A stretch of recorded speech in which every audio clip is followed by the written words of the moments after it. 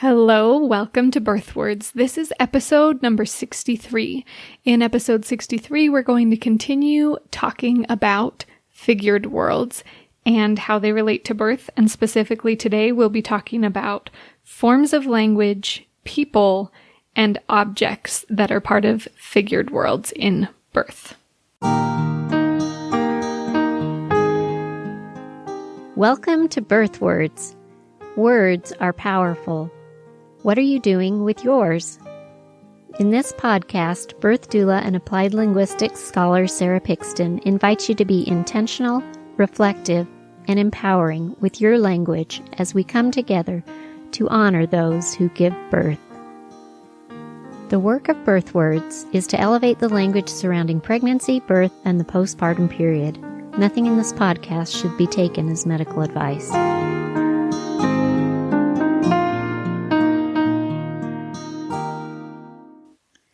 Welcome to the episode today. This is part 3 of a 4-part series. So if you haven't yet listened to episodes numbers 61 and 59, go back and listen to those now. They'll give you some context that you need for this episode.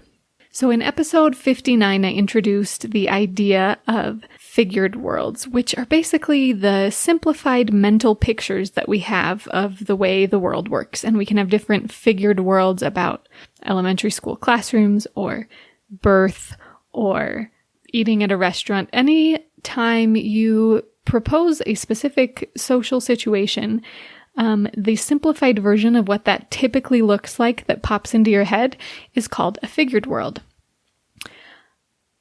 This tool, as I talked about in episode 59, comes from a linguist and educator named James Paul G. From his book, How to Do Discourse Analysis.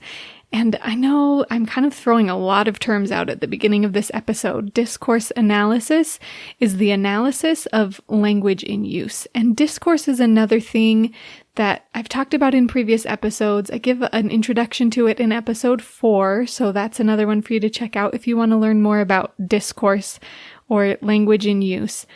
And if you want to learn even more about it, if you are a birth worker, this is one of the things that we go into quite in depth in the in-depth workshop for birth workers that's available online and in person. The next class is in March. And you can look for more information about how to sign up for those at birthwords.com/classes. But in those classes, we really go into a lot more depth about what does this word discourse mean, language in use, why does it matter, and how does it apply to the birth space and the clients that I'm supporting, and how does it sometimes lead to mismatch or misunderstandings between care providers and clients.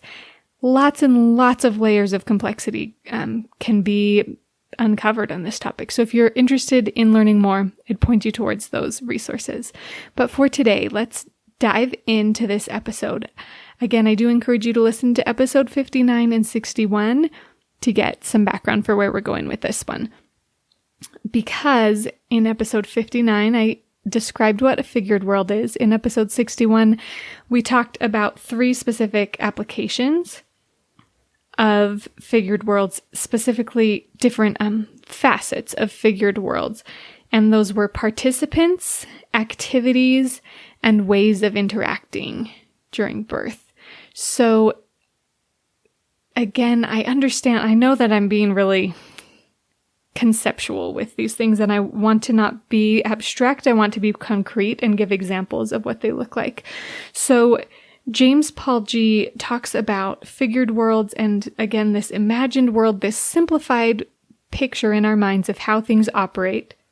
And he says that there are 9 components or facets that make up this figured world. Participants, activities, and ways of interacting we talked about in episode 61.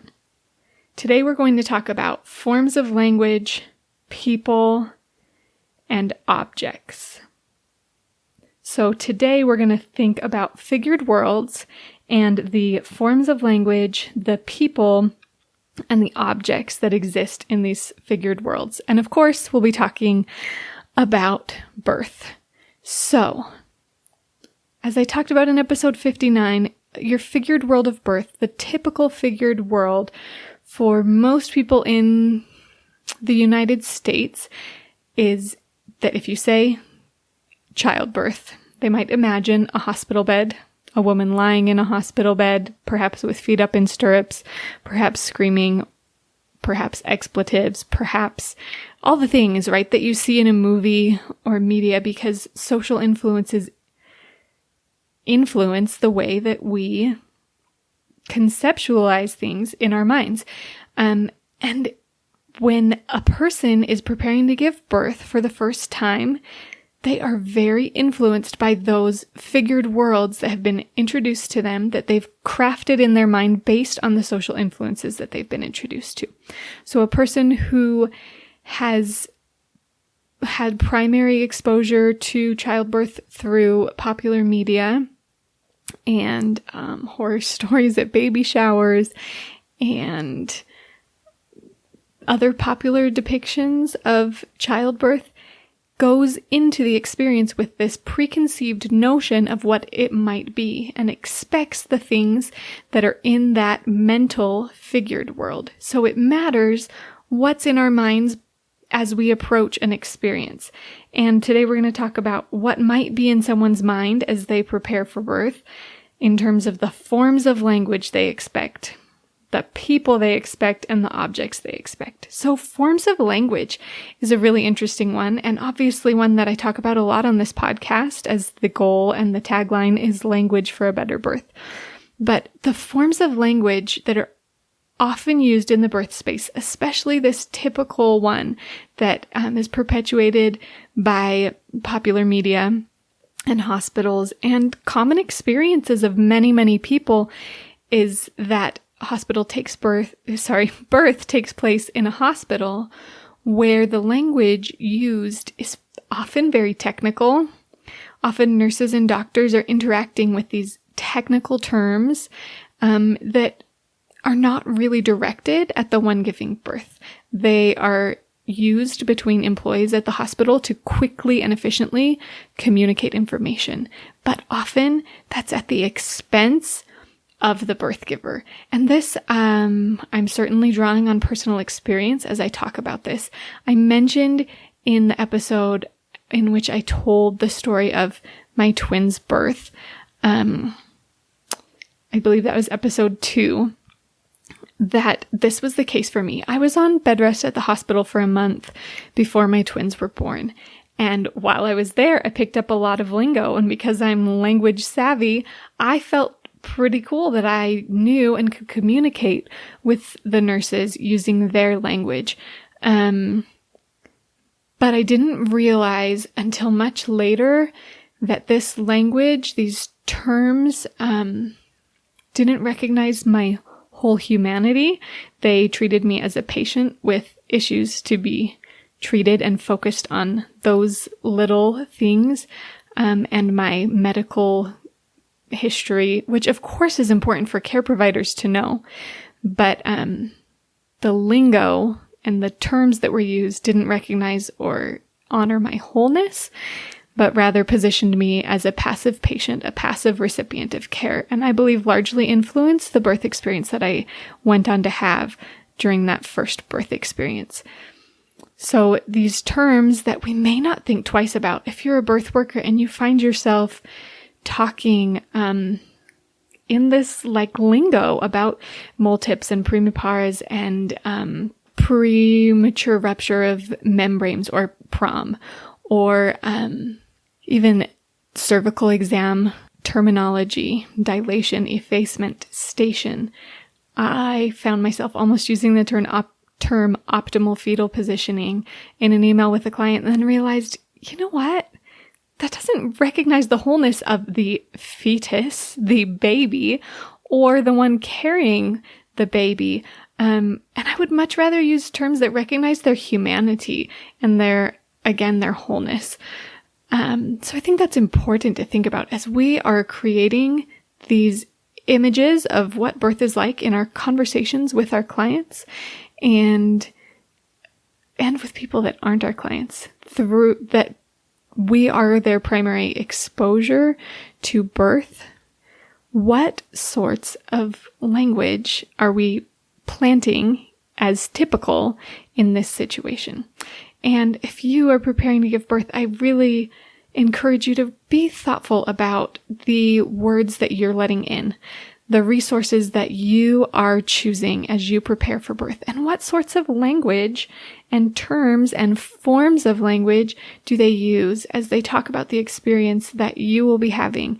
Is it language that invites an empowered and whole and sacred experience, or is it one that is medically focused and minimizes your humanity? Okay, forms of language. That was part number 1 we're talking about for today. Next is people. What sorts of people are in a typical figured world of birth?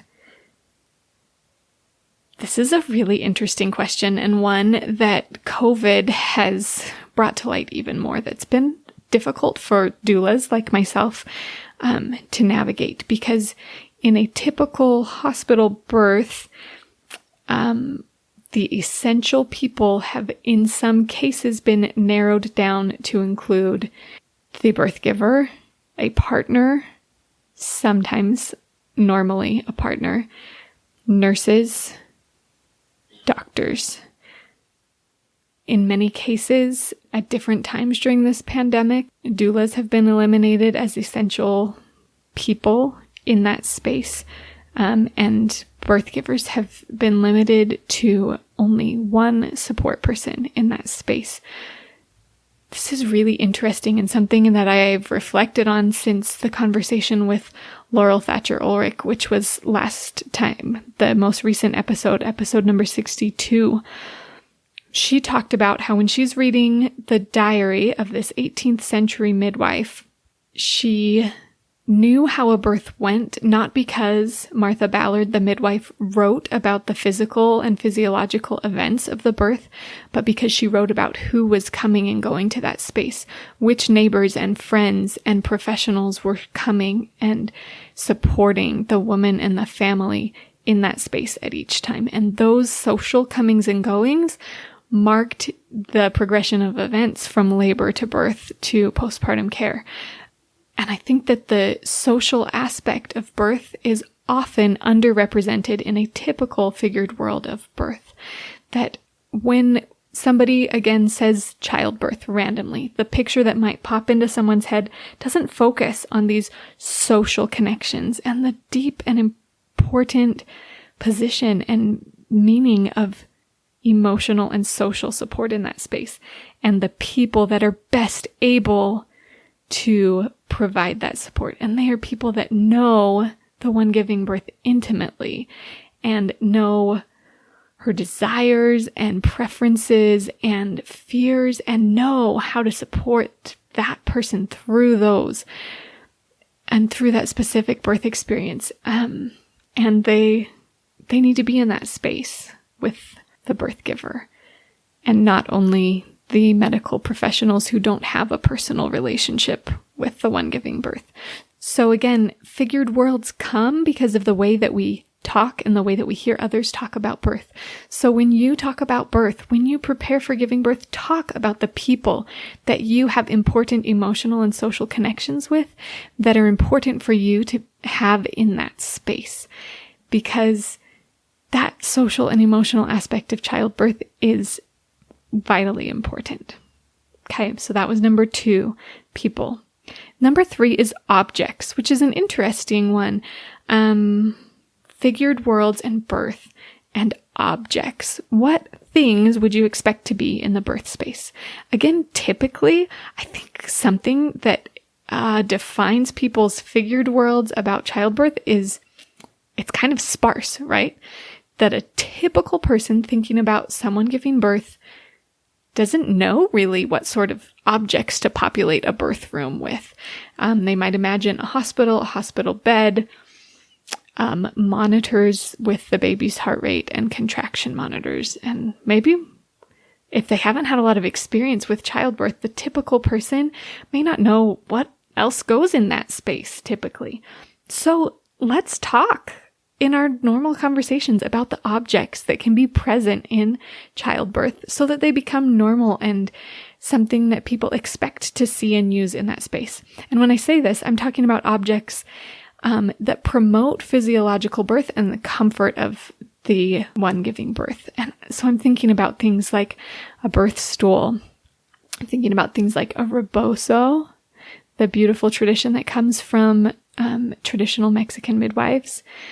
I'm thinking about birth balls and peanut balls and tubs and showers and massage tools and cold washcloths and warm washcloths and fans and all the things that promote the comfort and well-being of the birth giver in this space. And again, I think that we just don't know enough about this generally in the general population. And so the more that we talk about the different objects that can be in the birth space, the more that people recognize that, wow, there are a lot of tools to promote optimal comfort for people as they give birth.